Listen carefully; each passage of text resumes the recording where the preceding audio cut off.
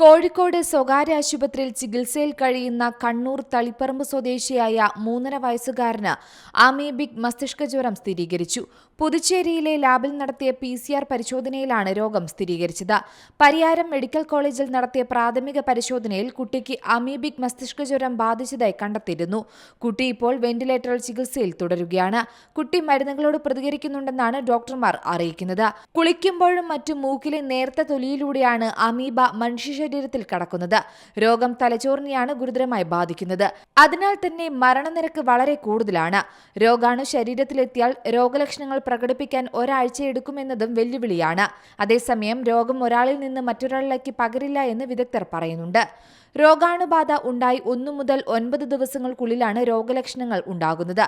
തീവ്രമായ തലവേദന, പനി, ഓക്കാനം, ഛർദി, കഴുത്തുതിരിക്കാൻ ബുദ്ധിമുട്ട് തുടങ്ങിയവയാണ് പ്രാഥമിക ലക്ഷണങ്ങൾ.